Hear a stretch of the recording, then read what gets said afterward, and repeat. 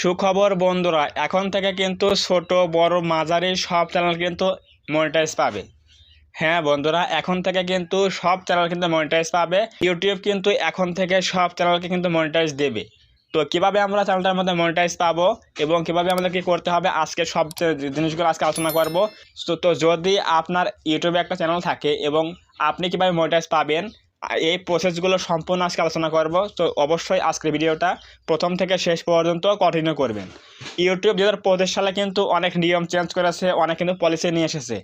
1000 subscriber 10 million view short চ্যানেলের জন্য এবং 1000 সাবস্ক্রাইবার 4000 ঘন্টা watch time long channel fill up করলে কিন্তু আমরা মনিটাইজ পাবো।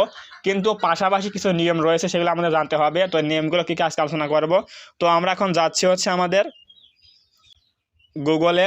তো গুগলে গিয়ে আমরা লিখবো হচ্ছে ইউটিউব মনিটাইজেশন ক্রাইটেরিয়া। তো এটা লেখার পরে সিম্পলি আমরা এন্টারপ্রেস করলাম। এন্টারপ্রেস করার পরে এখানে দেখুন একটা ওই লিঙ্ক চলে আসছে। এখানে কি লেখা আছে? এখানে লেখা আছে হচ্ছে YouTube channel monetization policies. Click করে দিলাম। এখানে ক্লিক করে দেওয়ার পরে কিন্তু আমাদের ওয়েবসাইটে নিয়ে চলে আসবে। এখানে দেখুন লেখা আছে গুগল হেল্প বল অপশন। এখানে লেখা আছে ইউটিউব চ্যানেল মনিটাইজেশন পলিসিস। এরপর এখানে কিন্তু আমাদের এখানে আপডেট এসছে কবে কবে, জুলাই 15, 2025, মার্চ 10, 2025 এবং মার্চ 3, 2022। এখানে কিন্তু আমাদের অনেকগুলো নিয়ম রয়েছে। দেখুন, যদি আপনি চান যে আপনার চ্যানেলটা সহজে মনিটাইজ পান, তাহলে কিন্তু এর নিয়মগুলো অবশ্যই ফলো করতে হবে। তো সেগুলো কী কী এখানে দেখুন লেখা আছে, যে এখানে কিন্তু সুন্দর করে লেখা রয়েছে, what we check when we review your channel.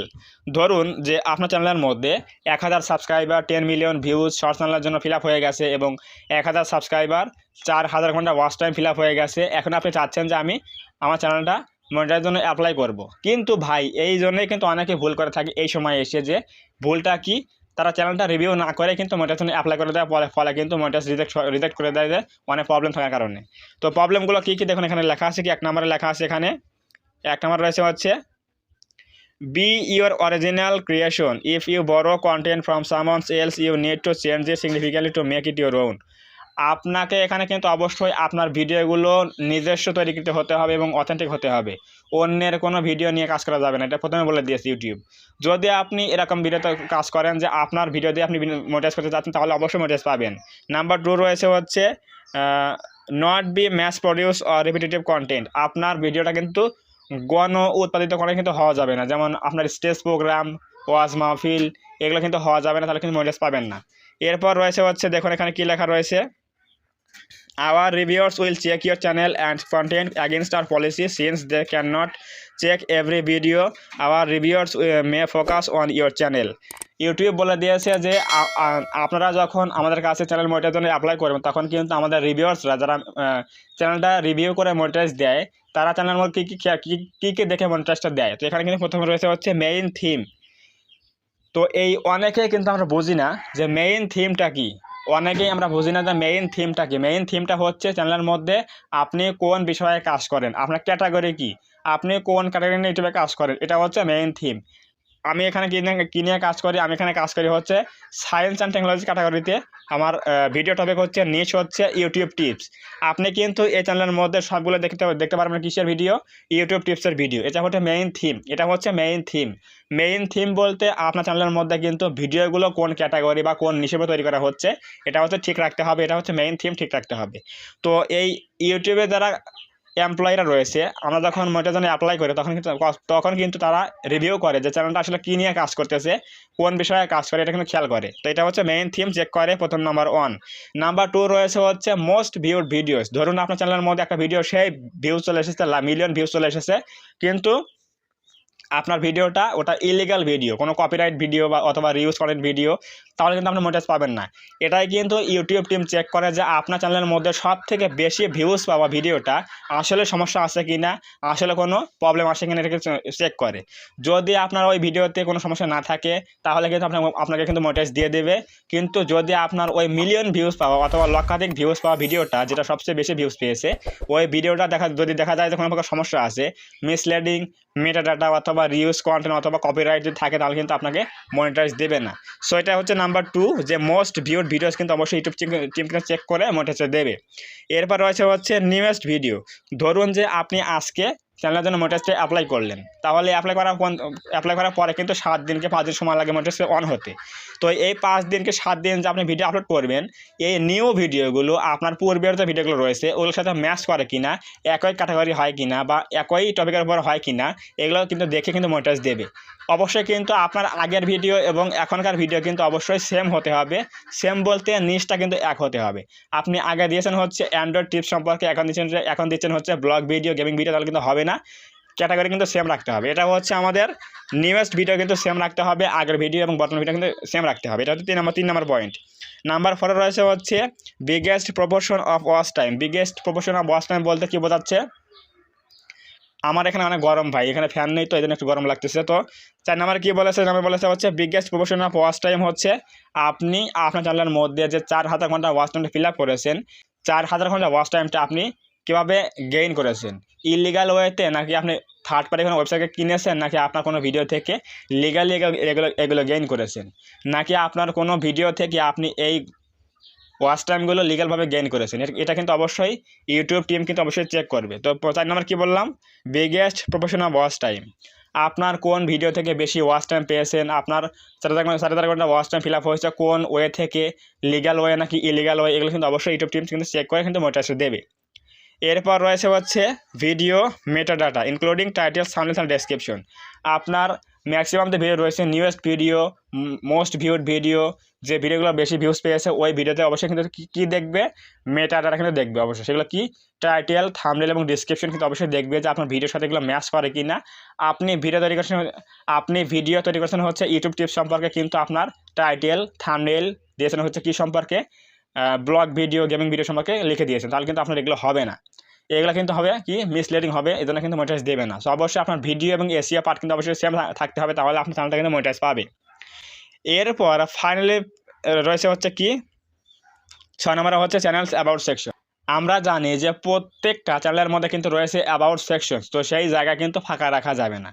প্রত্যেকটা চ্যানেলের মধ্যে কিন্তু রয়েছে অ্যাবাউট সেকশন, সেখানে কিন্তু কিছু লেখা রাখতে হবে। আপনি কোন বিষয়ে ভিডিও তৈরি করে থাকেন, আপনি কোন বিষয়ে ভিডিও তৈরি করেন এবং আপনি কীভাবে কাজ করেন, এগুলো সম্পর্কে আপনার ওই অ্যাবাউট সেকশনে কিন্তু কিছু লেখা রাখতে হবে। এটা হচ্ছে আমাদের অ্যাবাউট সেকশন কিন্তু ফিল আপ করে রাখতে হবে, তাহলে রিভিউয়ার্সরা, ইউটিউব টিম কিন্তু আমাদের এগুলো চেক করে মনিটাইজটা দেবে। তো প্রথমত আমাদের এখানে main theme, most viewed videos, newest video, biggest proportion of watch time, metadata এবং চ্যানেলস অ্যাবাউট সেকশন, এই 6টা বিষয় দেখে কিন্তু মনিটাইজটা দেবে চ্যানেলের মধ্যে।